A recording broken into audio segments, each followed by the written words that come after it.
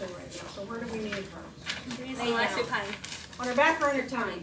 Supine. Supine. On her back. Yep.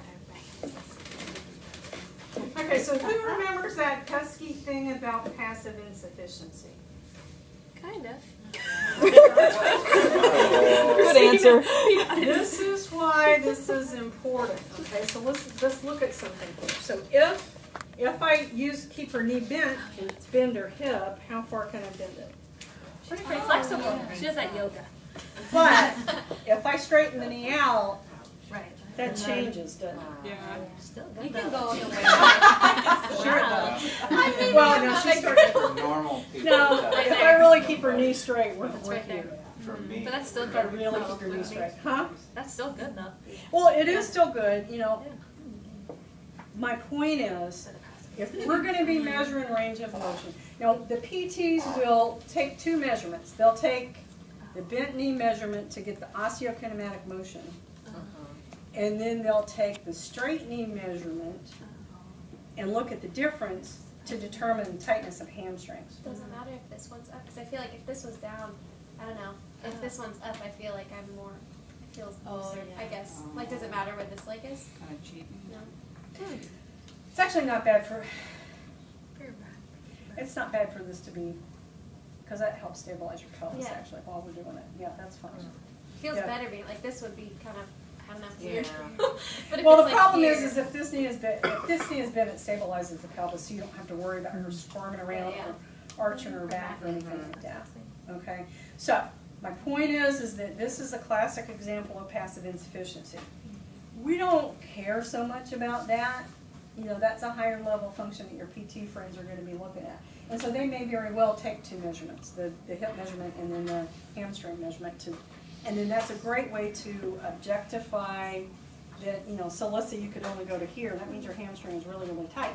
So then if we get a better measurement later on, then we can justify, yes, our hamstring exercises have worked. Okay?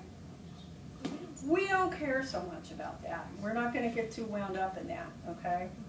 So for the purposes of this class, I don't want to see any straight knees when you're measuring hip flexion. It's just straight leg raise. You're talking about. Yeah. Yeah. Okay? All right. So what do you think our Greater axis point is trochanter. going to be? It's going to be the greater trochanter. Does everybody remember where to find that greater trochanter? I've got extra cushion there. Does everybody know? Did you get lost?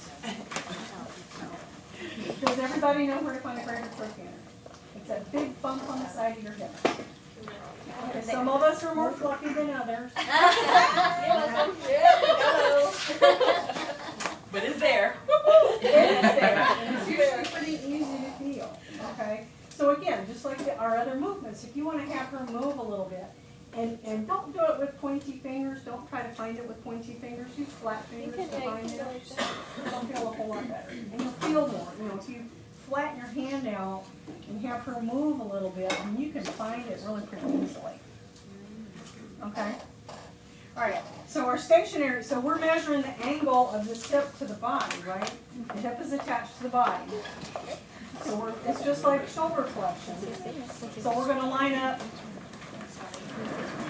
So we're going to line up the stationary arm with her body, not her seam, but her body. You're fine. And we're going to measure, and we're going to line up with her femur. Okay? So bring your knee all the way up. Okay. So look at what I just did. I checked my placement before I actually am going to read this. Okay? And so it's you know, one of those things where, let's say she can only go to here, then I might say, can I, so that's active, can I see if we can go any farther? Sure. Sure. So I'm going to push her.